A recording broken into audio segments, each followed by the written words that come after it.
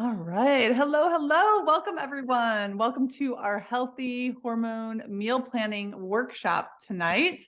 Super excited to be here with you. And we're going to get to do some really great work together today. So I know we have some new faces, some returning faces. I'm going to welcome Christina and Danielle and Krista and Lynn and Amanda. Feel free to, like I said, to come off of video or come on to video if you're able to be in a space where you can be fully present. I think it's always helpful to really be here now and to carve out this time if you can as best as possible. Hi, Angela. So great to have you ladies here with us. Awesome, awesome. So a couple of things. First of all, some of you know me, some of you soon to be, you're with kids, being soon. Perfect. Okay, great. Thanks for the heads up. My name is Amanda Hinman. I'm the founder of Hinman Holistic Health.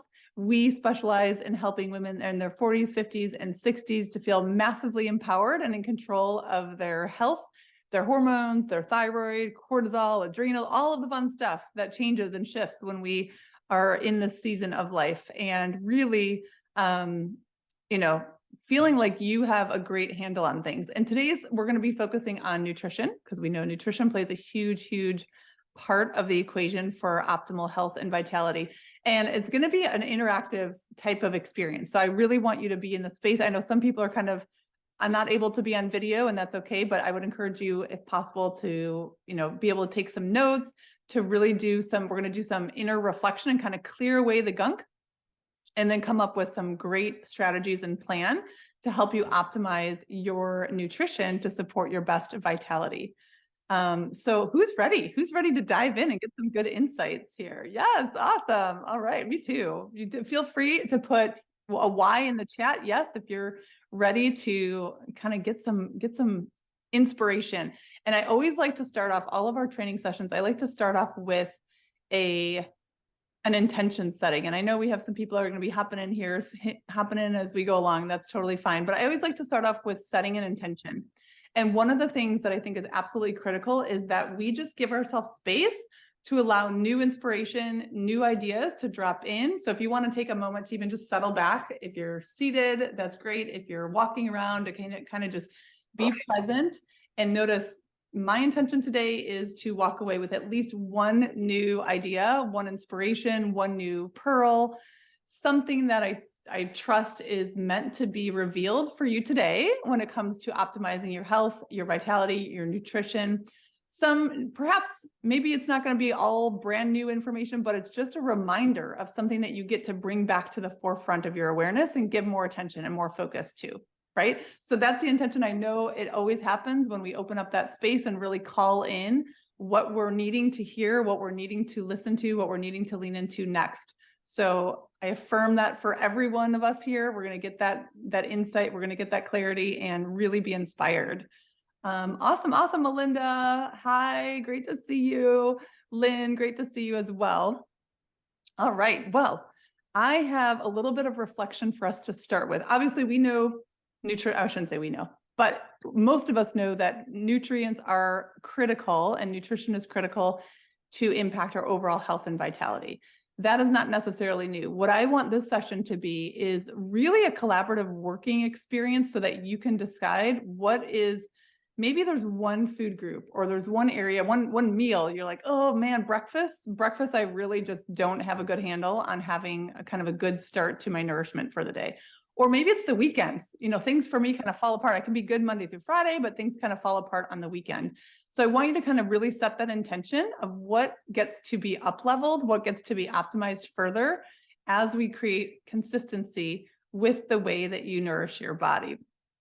And I'm going to dive in and share my screen for just a moment and say, this is why we're here, right? We're all here to create awareness, have more proactive, intentional planning so that we can truly live the most vibrant version of ourselves. And in order to do that, you have to start with the end in mind. It's easy to want to jump right in and start to do the things, right? Know like, okay, what is the recipe and what are the grocery lists that I'm going to go by? But we need to start with the end in mind of really where are we going and why is this important? So I'm going to ask you to take a moment here to just give yourself a little bit of quiet space to reflect on some of these questions. If you have pen and paper, you can definitely jot some of these down. You can do it just kind of mentally reflecting, and you will receive this workbook. There's a whole awesome workbook here with a ton of information that you'll get to receive in an email going out tomorrow with the recording. So don't worry about jotting all of the notes down. But when you think about the most vibrantly healthy, energized, like super on fire with aliveness and energy and vitality and excitement and enthusiasm in your life, what does that version of you do in a daily experience? What does she have? What is different about her life than perhaps what you're experiencing today? So really sit in and really think about what do you do that's different? What are you experiencing? What are you having? What is different about your life? And then ask, what is she no longer doing? What does she no longer have? Right? It can be things like she is no longer skipping breakfast and running out the door to get to her first appointment, or she no longer has headaches and insomnia, perhaps from inadequate nutrition or dehydration, right? I'm just kind of planting some seeds, giving you some ideas to think about, what does that most optimally healthy, vibrant version of you look like? And to take it even deeper, one more question to think about: what is your big why? Beyond the numbers on the scale, right? That's like kind of the surface level thing of why sometimes we want to look a certain way or have a certain number on the scale. But really, why is it important that you give this intentional plan and awareness to the best version of yourself? Why would it be important that maybe you have new things or you experience new things that you aren't living today? So I want you to think about these, reflect on these for a moment here. And then we're going to do a little bit of sharing, because I always think when we share what's real with each other, and for those of you just tuning in, I know there's some people that are joining us and tuning in, we are doing a quick centering exercise to really set our intention for today about why it is so critical to focus on our nutrition in a new way. And one of those things is getting really clear about what is the most optimally healthy, vibrant, energized, engaged, like massively abundant, calm, peaceful, relaxed, excited version of you have in your life. What are you doing in your life? What is different than where you are right now? And then what are the things that you're no longer doing? What are the things that you no longer have? And it can be related specifically to food and nourishment, but it can also be related to other areas that affect health, right? So I'm going to pause here as we dive in and ask for a brave volunteer who would like to share with us what came up as you think about this reflection about where we're going. Lisa Ann, are you able to share? I saw that you were unmuted. Are you able to share? I just came in the room. I was just I took a screenshot of the paper and I'm just. Oh, you did? Okay. No worries. Yeah. I didn't mean to pick on you. I just saw you were unmuted. So I thought maybe you were jumping in to chime in first. Melinda, let's see. What came up for you? Yeah, that was just beautiful, because I can see I have like a nervous energy, right? I have good energy, but it's like a nervous energy. So like my big why is to have whole health for sure, like a whole health, whole life, and be more connected and grounded and calm and come from my center. And, that trust in universal and in the universe, and the trust in myself. Yes. Thank you. Anyone else? I'm sure several, Amanda's raising her hand. Yes. Others, feel free to put me in the chat too, if you relate to what Melinda is sharing. That feeling of feeling grounded, right? And peaceful and centered is so powerful. Absolutely. Christina, would you be willing to share what came up for you? Sure. Well, I'm an old mom and I am very tired all the time. And I want to have more energy. with my kid, for my kids, and to just do everything that needs to be done on a daily basis and just feel better Yes. overall. So having that like extra juice in your tank. Yes. Love that. Love that. I think many of us can relate to that as well. Absolutely. Absolutely. Thank you for sharing. Anyone else want to jump in and share what came up for you before we kind of go to our next step?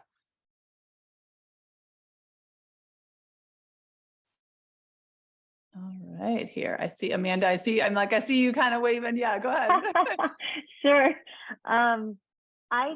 For me, it's, I guess, just bringing in some calm, like I resonated with Melinda talking about that connectedness and the grounding, and just through like intentional choices of moving and eating and prioritizing sleep and things for myself to find comfort and calm and feel comfortable in my skin, and hopefully like release some anxiety and self-criticism and all of that. Yeah. I love that. Feeling grounded, feeling calm. It's definitely a theme. And this is not something that was, I'm just going to chime this in here because it seems to be coming up, and use it if it resonates with you. One part of my nutrition education when I was back in school, we studied more than 100 different dietary theories. So there's so many different ways of eating that can really work well for different individuals, right? The one thing I know is true is there's no one way of eating that works best for everyone, because, a 8-year-old boy living in Florida is going to have a very different nutritional demand and need than a 73-year-old woman living in Alaska, right? Our environment, our lifestyle, so many different factors influence our nutritional, requirements. And having said that, one of the key things that was really an interesting, fascinating way to consider food about the energetics of food, right? So when we think about whether it's the food intrinsically itself or the way that the meal is prepared. So the one thing that dropped in, Melinda and Amanda, both of you were sharing about desire to feel more grounded, more centered, and calm. And I did a whole study for several months of consuming higher quantities of root vegetables. So think about this, like literally the energy of where that source of food is, right? It's rooted, it grows into the ground, which is very different than eating a lot of leafy greens, for example, which grow up from the ground, are a rising energy. So when we think about wanting to be grounded and centered in our lives and in our bodies, sometimes, even just different food choices, like different types of vegetables, if it's spinach versus carrots, can have a different energetic imprint on our whether we're trying to increase our energy. So like Christina's saying, like, I want to raise my energy levels. Well, perhaps adding in some different energy, higher energy lifting foods, like, fruits that grow on trees, like different leafy greens that grow up from the ground, or things that grow up, reaching toward the sun. That can be different than things that grow into the ground, like onions and carrots and other root vegetables.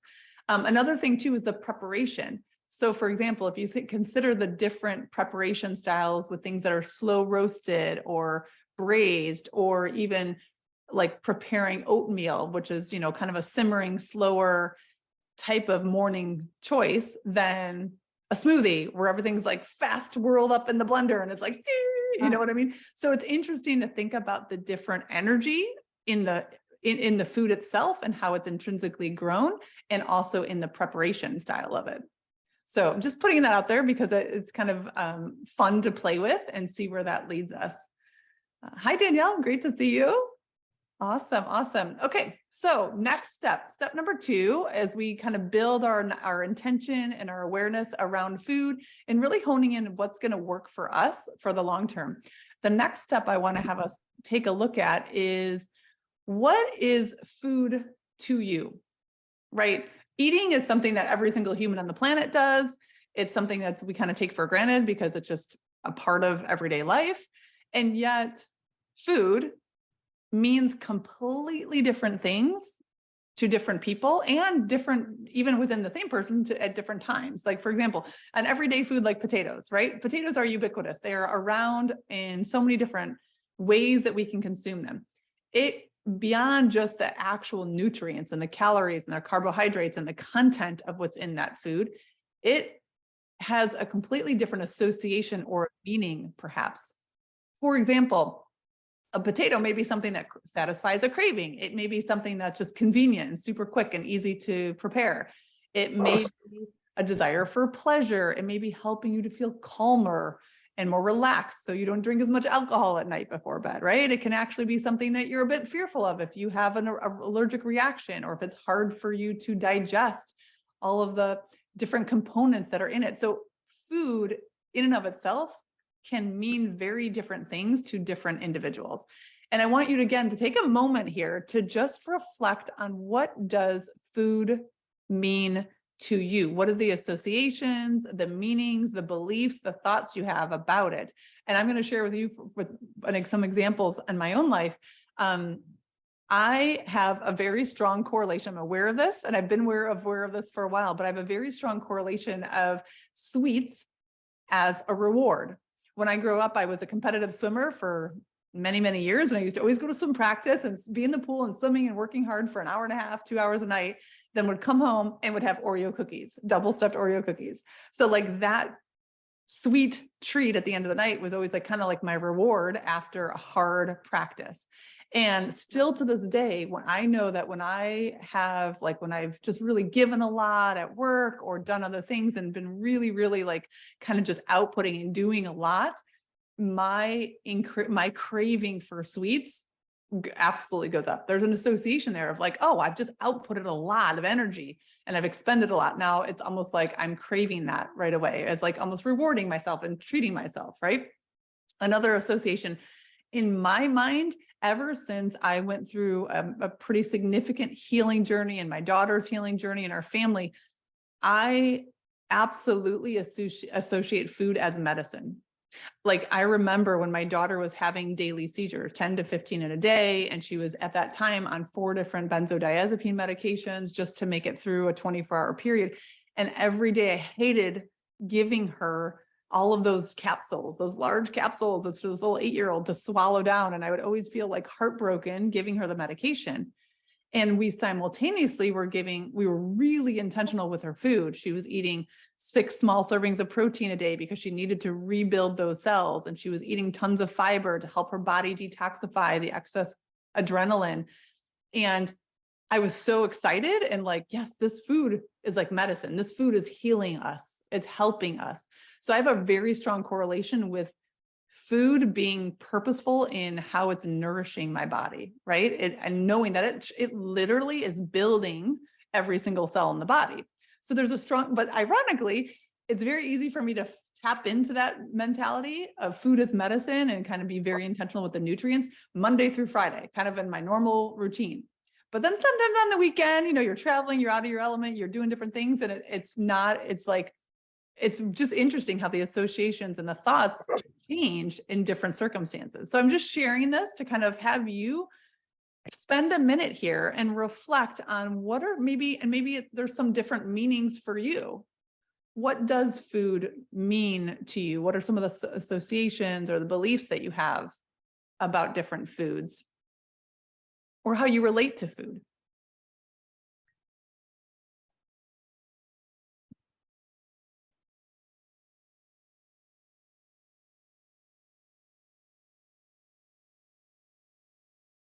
And for some of us, food can be really uncomfortable, right? We have a lot of negative associations. Perhaps we've struggled with different things about digestive discomfort or weight. And yeah, Melinda says reward, comfort, pleasure, security. Please feel free to put in the chat. And maybe if there's 1 or 2 words, what does food mean to you? What do you associate food with?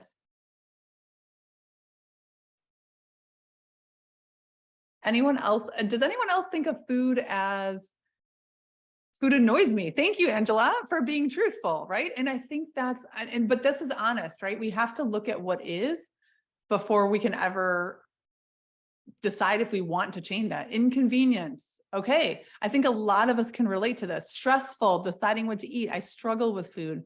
Ooh, Amanda says community connection, right? So a lot of times we have food around celebrations and around special occasions and around like, connection. Love that. Yes.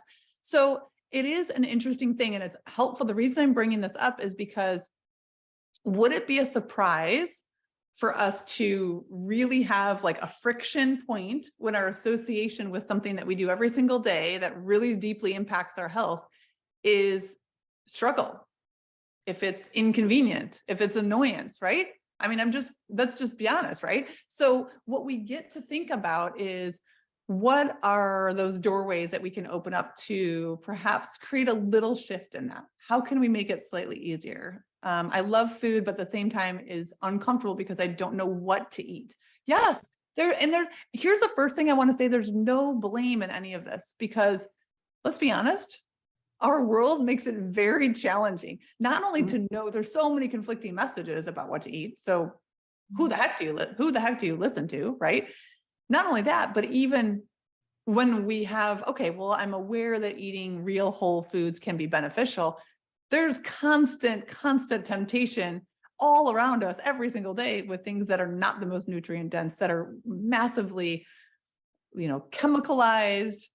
They've been genetically engineered and modified to be flavor enhancing, to be addictive, quite honestly. I mean, our food is literally engineered to make us consumers to continue to buy them over and over. So there's no surprise that we definitely have a mix of associations and thoughts about food. But it's important for us when we think about creating a strategy around food and being intentional to really measure things that are the true gains, right? Thinking about like how many intentional meals am I preparing each week versus how many pounds did the scale show? How many evenings am I in bed? Like thinking about the leading metrics, the things that you can truly find success in and to celebrate so that you can start to create more positive associations. Listen, we live in a society where we do not celebrate ourselves nearly enough. We need to constantly be reminded of and celebrate all of the small things that we do every day in order to make a positive association, to continue to make choices and to continue to make those behaviors. There is a ton of other stuff in the workbook that I'm going to share with you, but in effort to really maximize our time together, I want to give us some time to have some working brain dumping session. Yeah, Melinda says, I get into bed before 10 nightly. That's awesome. That's a huge celebration because it really serves your body to refuel and to be set up for the next day. So I'm going to share a little bit of like nutrition basics, right? So when we think about how to approach nutrition, it's really understanding in old school thinking, it's very about calories in versus calories out. Well, there are very different types of calories. Calories come in different forms. When we look at just the macronutrients, carbohydrates, fats, and proteins, they have different amounts of calories. Obviously, fats are going to have more calories per gram than your carbohydrates and your proteins. I'm going to put this out there. I personally don't spend very much time measuring or thinking about the calorie content of foods. I'm much more concerned with the types of foods and are they hitting the necessary things that are going to help fuel my body. So we're going to talk about the 5 different categories, if you will, of different nutrients for optimal hormone health. This is going to support thyroid health. This is going to support our cortisol and adrenaline and hormone health, our insulin health, our blood sugar levels, all of the different things that we need in order to have our bodies work well. The first is protein. Protein is really critical, and especially as after age 40, it becomes even more important because naturally our bodies tend to lose lean muscle mass.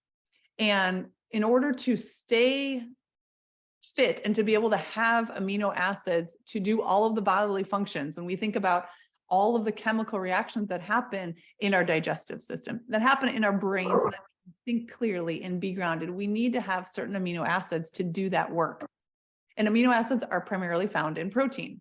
Now, they are found in other foods as well, but there's a difference between essential, non-essential. We're going to focus on the essential amino acids because those are the 9 types of amino acids that we cannot produce intrinsically in our body. We must eat them from food in order to have those amino acids.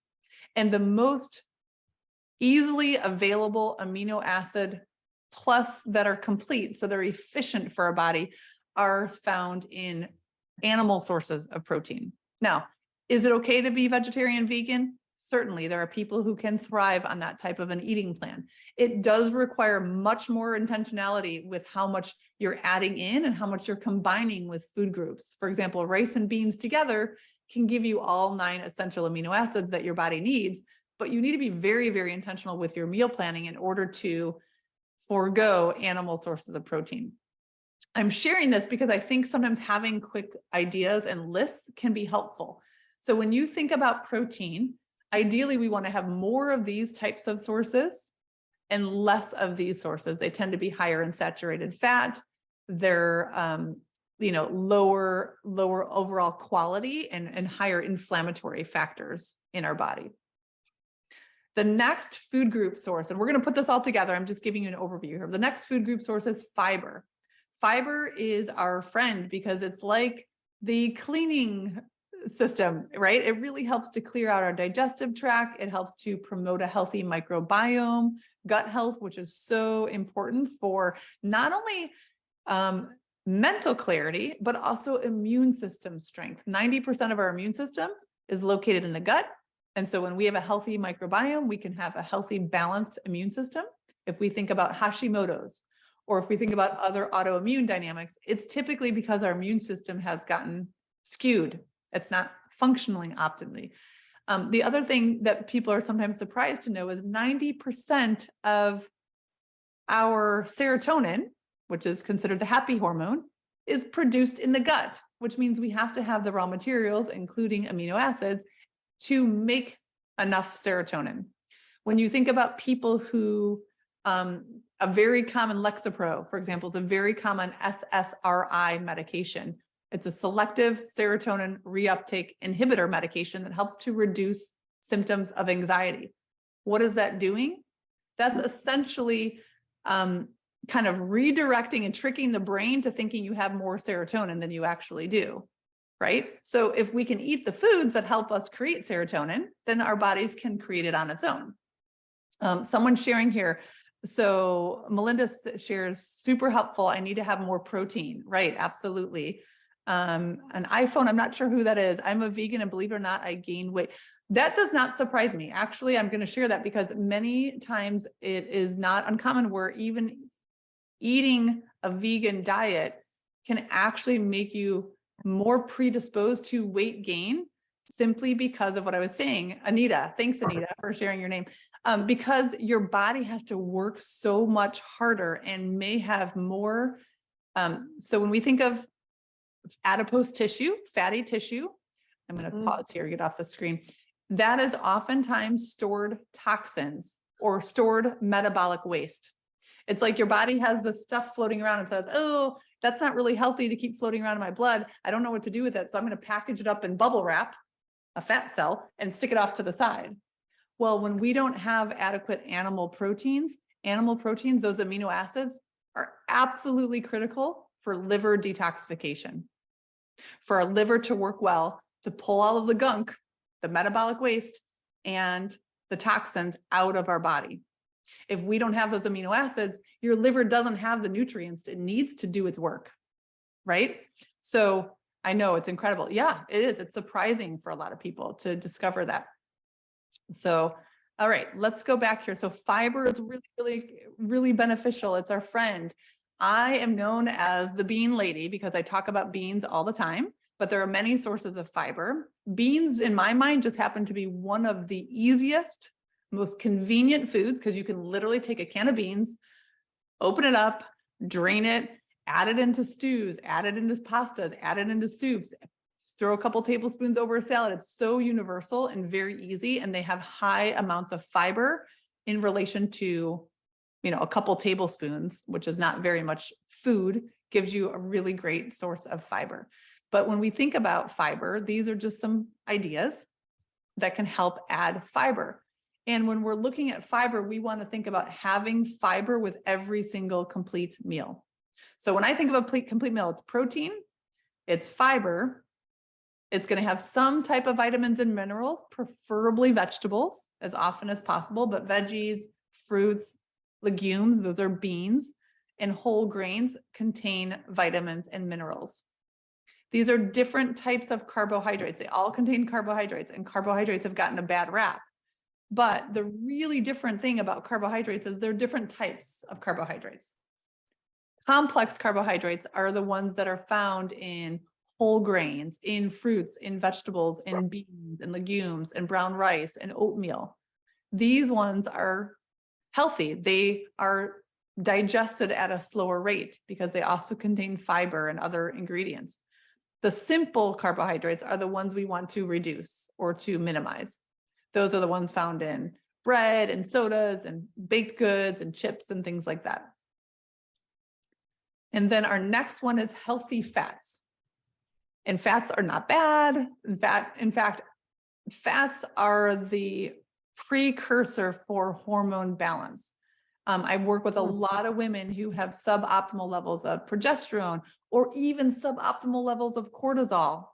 When we have cortisol is a master hormone. You need to have adequate levels of cortisol in order to have optimal thyroid function, in order to be able to have that kind of get up and go energy. We don't want to have too much stress all the time. And a lot of people think, oh, I'm stressed all the time, my cortisol must be through the roof.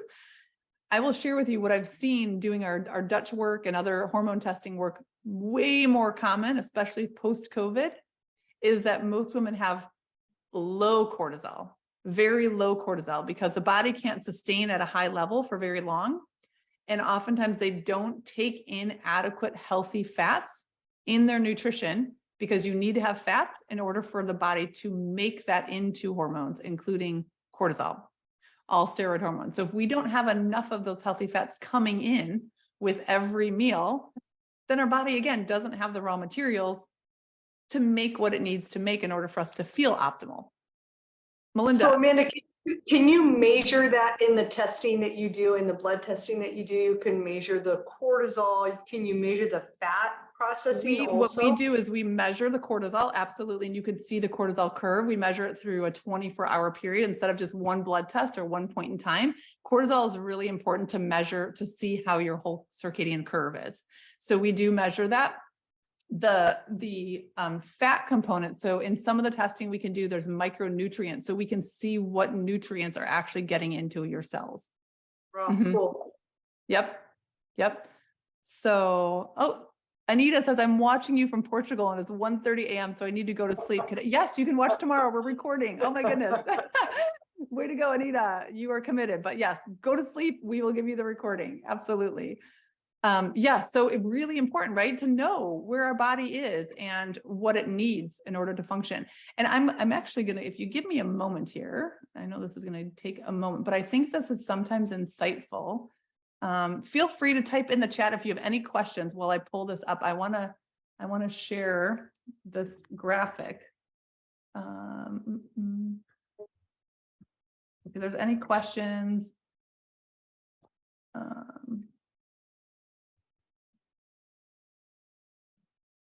Sorry, it's going to give me just a minute here.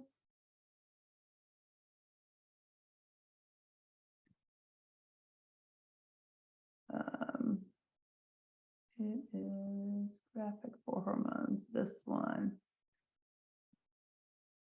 So let's see, this is what I mean by we need fat.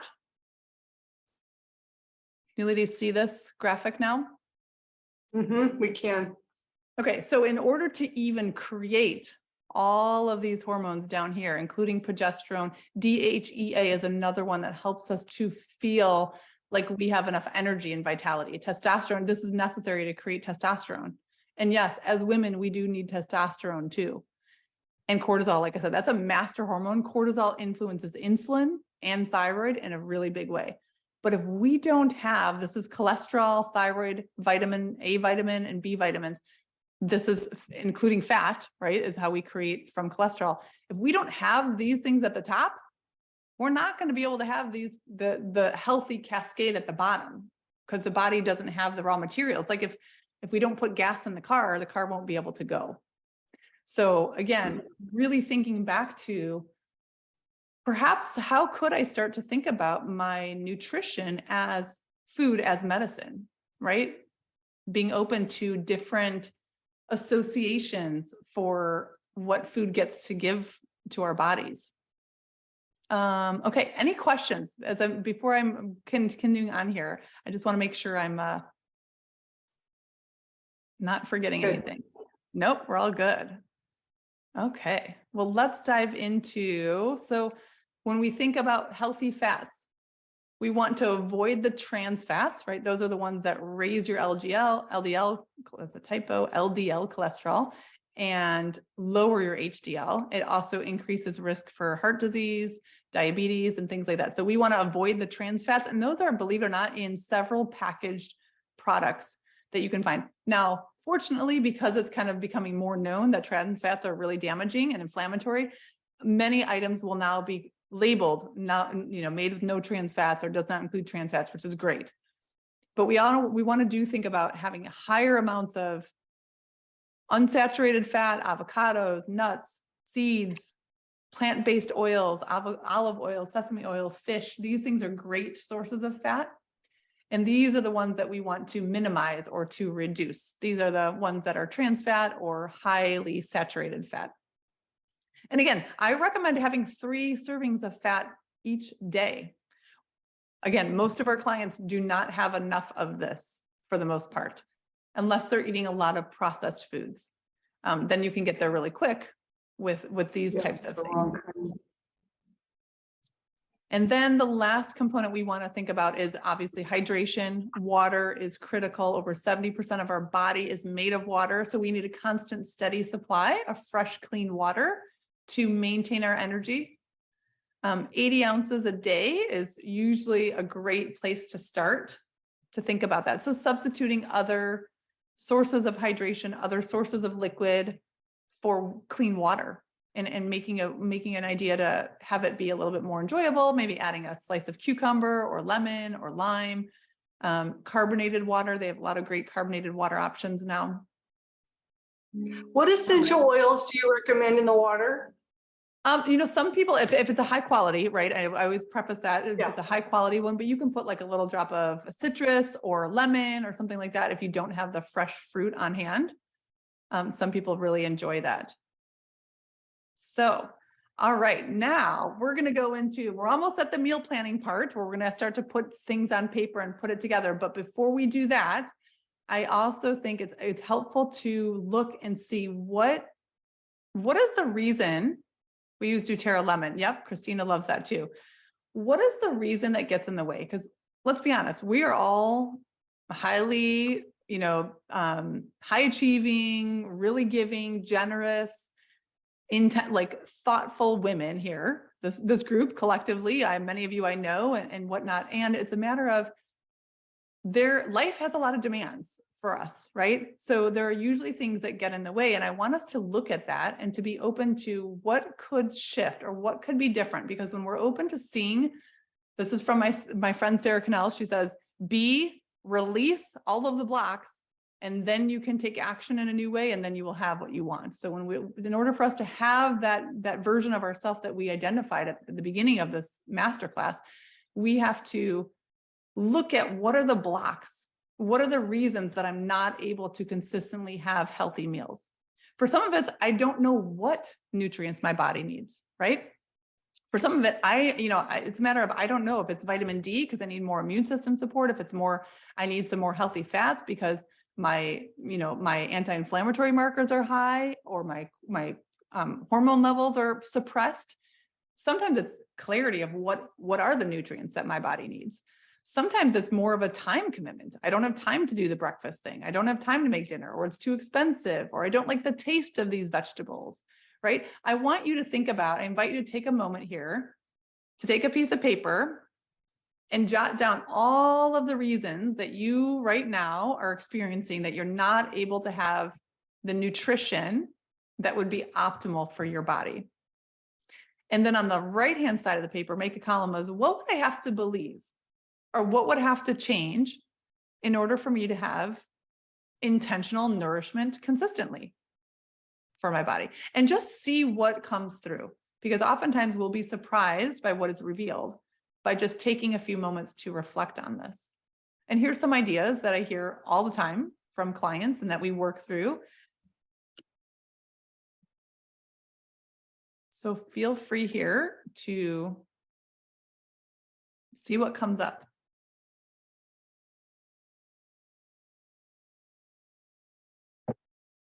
Oops, that didn't work.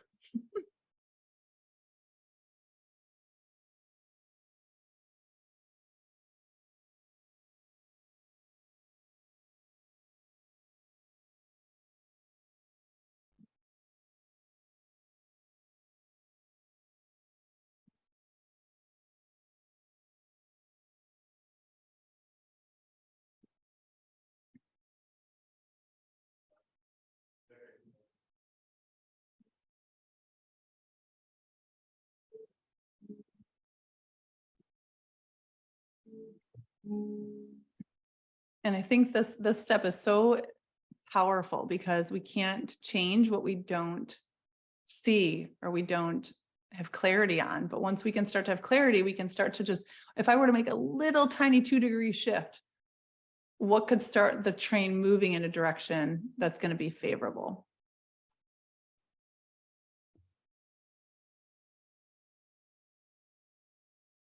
All right. So who would like to share some ideas that came up with what are some of the, and just being vulnerable. I think that's part of it, right? Is being transparent around, okay, Lisa Ann says, I dislike prep and cleanup, so end up grabbing quick stuff, not necessarily all processed, but have just grab a fruit or veggies for a meal or replacement meal drug. I don't end up with enough variety. Okay. Thank you for being honest, Lisa. Right.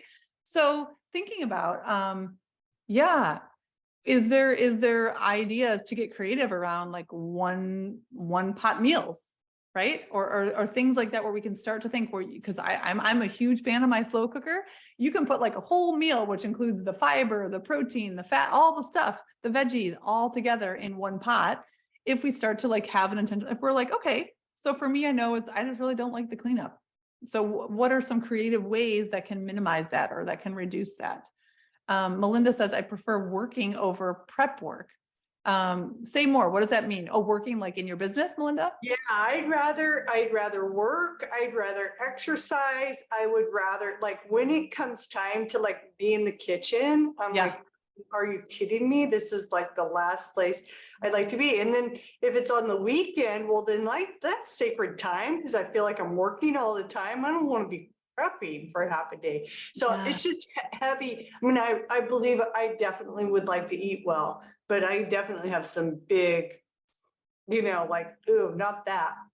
Yeah. So a couple of ideas come. I'm curious if how any of this lands with you, because I think you're not alone, and I fall into that category. I'm very fortunate that my husband enjoys meal prep because for him it's like soothing and relaxing, and he likes to unwind. So he does a significant amount in our family, which is great, but that's not true for all of us, right? And I'm curious if there are ways to either like batch cook so that there's more quantities that are done in advance, so it's like less of the time spent, and or what would make it more enjoyable? Turn on a great song or do it with somebody, or like, I don't know. I'm just curious as you think about, what could make that meal prep less irritating or less daunting? Yeah, I think for me, I think the batch cook is beautiful. I love the efficiency of the batch cook and the batch prep. I think that's just brilliant. And my husband is good if I lead the charge, he will participate. So like, even if we did it like once a month and we prep, how you could do the freezer meals or whatever. I know it's not ideal, but it's like once a month, 4 hours, cool, let's knock it out. Let's have some stuff in the freezer. And then it's not like we have to cook. Because if we have to cook, right, we're like, we have to cook, both of us. Yeah. And it's like, if you made it like one, let's say you carved out like 2 hours, 3 hours, one time a month, and almost made it like a date, right? Of like, hey, we can Yeah. turn on some Yeah. music, we can get some ideas, and we can kind of batch prepare. Then that saves you so much time during that whole month, but Yeah. you're still eating really good food. Yeah, that's awesome. I love that. Yeah, Yeah, love that that's- idea. Okay, so Yeah, thank Angela you. says, I get tired of the same healthy meal prepped meals. Yeah, okay. So meal prep services can be good for part of it, but then they start to, like, to Angela's point, they start to seem like they're just repetitive, right? So sometimes it's a matter of like, okay, what would that look like, Angela? And I know you can't come on video, but what would that look like for you to take, I don't know, 40 minutes once a month and just say, okay, I'm just going to brain dump like new idea, new recipes or whatever, and just kind of like have a go-to. Is there anything coming up around how could you, or maybe it's once a quarter, maybe once a month is too ambitious, but it's like, okay, if I kind of change up once a quarter, 4 times a year, right? And then change up some of the monotony and some of the routine. Are you able to unmute, Angela? I don't know if she is, because I know she said she's like in motion here. But Sorry, there you go. sorry. I just got a whole bunch of girls out of my car for a carpool. Yeah, no worries. No, I just get tired of like my husband does the cooking, which is amazing because I don't cook, and if it was up to me, we'd never cook ever. So he does that, which is great, but I get tired of like the same prepped meals that we have all the time, and they're easy, they're super healthy, they taste good, but I eat it for like 3 weeks and I'm like, I've had enough. And then I like fall off and then I just want to have like fast food. So Then I it's just like, get well, tired of yeah. And we Yeah. go to the all or nothing, right? Yeah, Of like, okay, I'm it could be all really or good. nothing. Yes. Yes. Yes. Yes. Well, and that's why I really want to invite us to open up to proactively, because that's true. Like we all do that. It's easy to kind of go and have some steam for a while. And then you kind of lose that excitement, lose that momentum. It's novelty, right? Novelty, our brain craves dopamine. Dopamine happens when we have new experiences. After something's no longer new, it's not going to give us that same dopamine hit anymore. It gets old fast. So a proactive strategy could be, and it may be starting off with once a quarter, right? Of just saying, hey, listen, we're going to kind of come up with some new ideas. And then after a year, you have some new recipes to mix in that can kind of filter around and so forth, right? Yeah. That whole everything or nothing like that. I just go from one polar opposite to the other so fast. Yeah. I fall off so fast. That's like my biggest struggle. So what would need to be in place? Let me ask you this. Do you want that to change where it's not one like all in or all out? Oh yeah. I think Okay. it's my last like missing piece because I feel like I'm so good with exercise. I'm so good with sleep. I'm so good with water. I'm so good with supplements. I'm so good with my kids. Like my schedule is great. Like I am on top of my life. You are. And the one piece that I'm missing is like consistent healthy eating. I feel like I take my stress out with the food I put in my mouth. Mm-hmm. Mm-hmm. So what is one thing, is anything dropping in? And if it doesn't come through right now, that's totally fine, because I'm kind of putting you on the spot. But as you open up to the idea of like, what does that vibrant, optimally healthy version of Angela think about food? Think about rotating my meal planning, think about all in or all or nothing type of thing. What is the belief, or what is the thought process that gets to shift in order for that behavior to shift? Yeah. I'll think about that. I probably need to think about that. Yeah. Perfect. Yeah, definitely. Okay. Awesome. Let's see. Christina says, I don't have a lot of time to cook and prep. We just started discussing looking into meal prepping, but with little ones, they're really picky. We end up cooking 2 different dinners. Yeah, I totally hear you, Christina, right? When it's like different people in the family have different choices and different preferences and stuff. And again, that can be tricky. It's a balance around really getting a handle of what is our top priority. And sometimes that top priority takes precedent over, like I would say to my kids all the time, preferences. Like, okay, well, your mouth doesn't like it, but the rest of your body may actually like this food, right?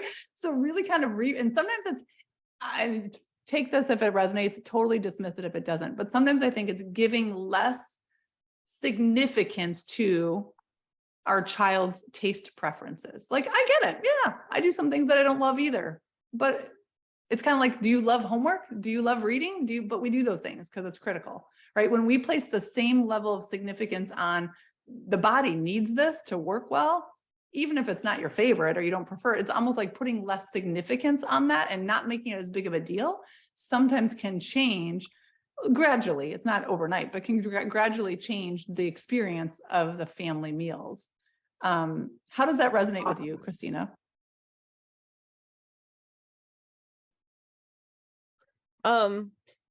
Yeah, we try, this one eats more than the older one. Yeah. But, Yeah. Hi, she's so cute.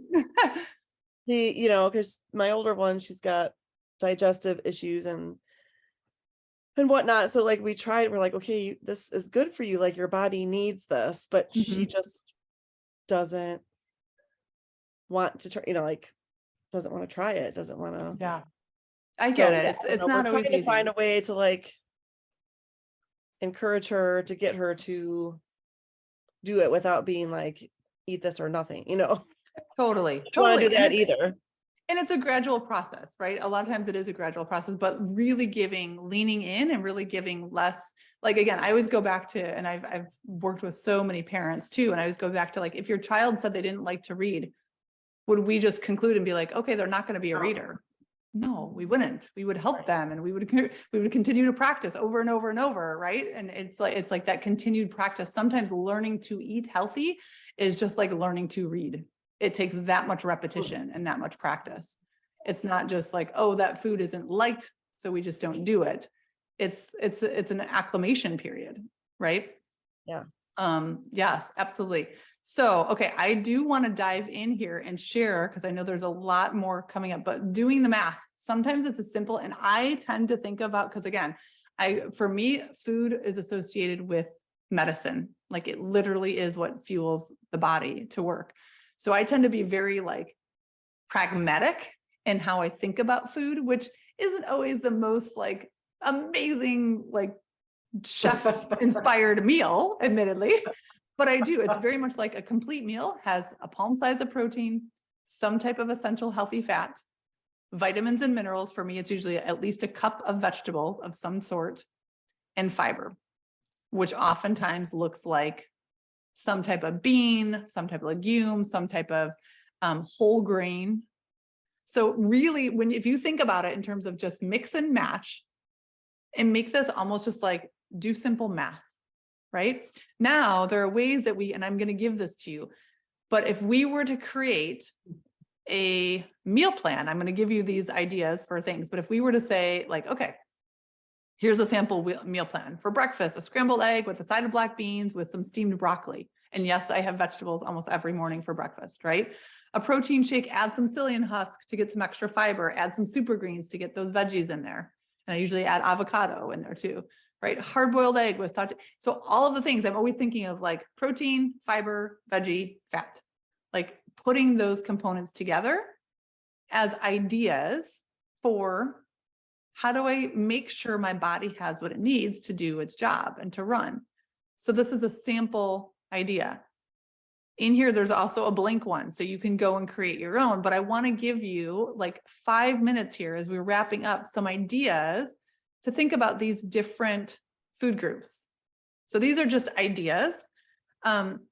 In thinking about, okay, what could or maybe I have some dinners that I already love. You may have like, for example, my kids love to have, I know it's not, some people don't eat a ton of pasta, but they love to have pasta with marinara sauce and meatballs, like spaghetti meatballs, right?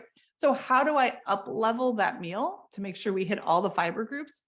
I take a can of white beans, drain them, rinse them, add them into the pasta sauce. So there's beans in there. And I take kale, chop it up really finely, saute it, add it in with some extra onions and stuff. So we get our veggies, we get our fiber, we're going to get our protein, we're going to get our whole grains, we're going to get all of it in one meal, right? So sometimes you can take foods or meals that you typically eat and just up level them a little bit. If you love salads, you can take a salad, add a couple of garbanzo beans, maybe add some smoked salmon to add that healthy protein on top, right? How are ways that we can think about getting those protein, fiber, veggies, fat in as consistently as possible?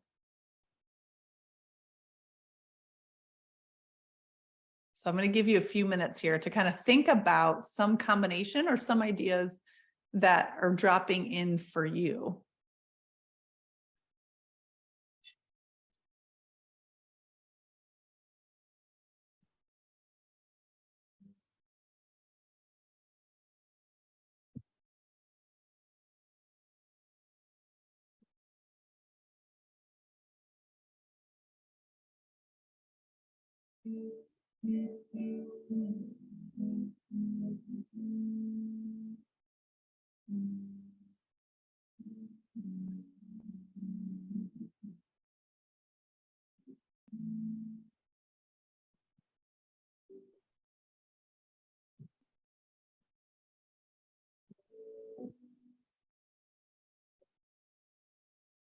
Hmm.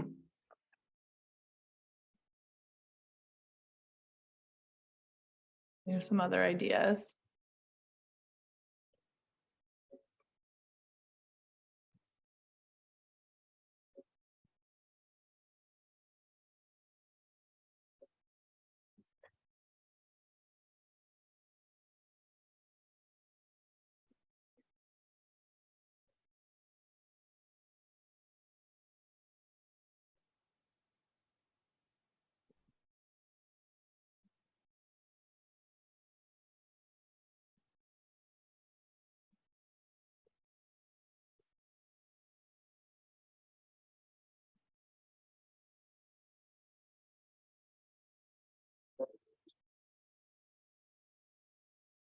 Yeah, Melinda is asking, is it the combination of all four that really support hormone health? It absolutely is, Melinda.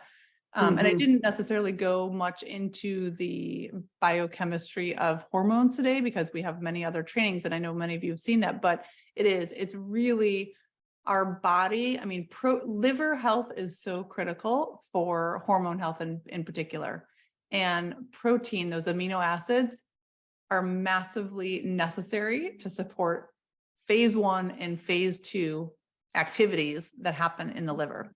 Liver is where our thyroid hormone is converted primarily from T4 into T3, the more bioavailable form. Wow. We need to have adequate nutrients to do that work, right? In particular, fiber is so critical for digestion and for the microbiome, also for the liver, but also primarily for our microbiome health. Those vitamins and minerals are like the catalyst, if you will think of them like the spark plugs that help initiate chemical reactions in the body. And fat is not only the starting of all steroid hormones, it also is what creates the external cell membrane, or that little sac that every single cell is made up of. And all of our hormone receptors are on the outer surface, the outer membrane of the cell. If we have insufficient levels of healthy fats, those outer cell membranes become corroded and kind of like rusted. That's where the receptors are. That's where the hormones kind of like, I think of it like a window. A hormone kind of travels around in your blood, links up to a cell, and it's like the window's open. So then that hormone can communicate with that cell. Well, we have corroded, rusted windows because our cell membrane is all damaged and inflamed. Then even if we produce the hormone in the body, the hormone can't send the message to our cells. Does that make But we sense? can heal, but we can heal those outsides of the Yep. membranes, good nutrition. Healthy fats are, that's the great thing about our body.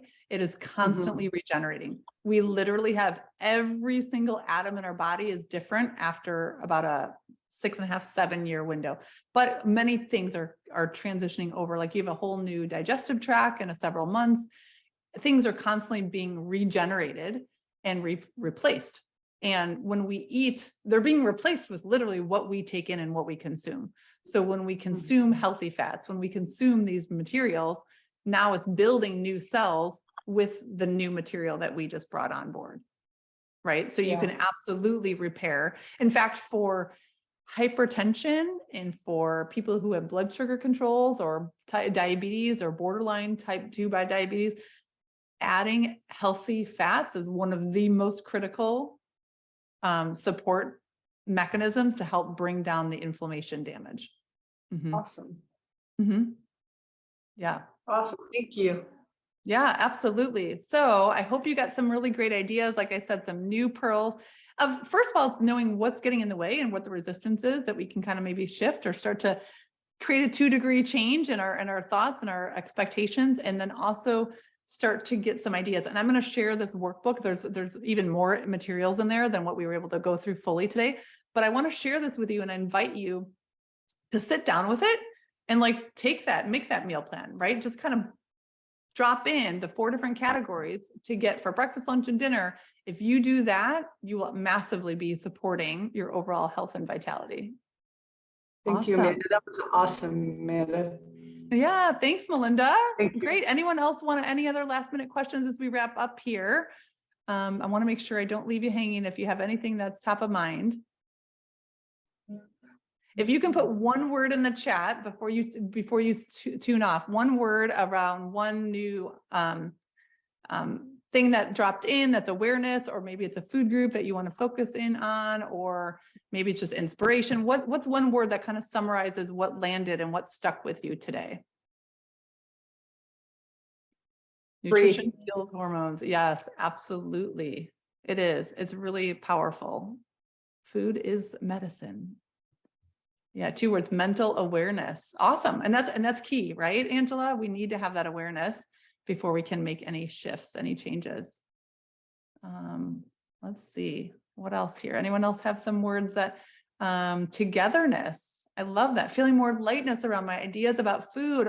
Yes, Lisa, and that's the whole point, is that we can start to feel a little bit more opportunity here and what gets to be great around this. Good, good. Awesome. Well, great work, ladies. Enjoy your evening. And Thank you, Amanda. my pleasure. My pleasure. Take care. That was Thank you so awesome. much. Yes. See you Thank soon. you. Bye. Good night. You like nutrition heals hormones? Yes, absolutely, Christina. It is powerful. It really is. Awesome. Well, thank you so much.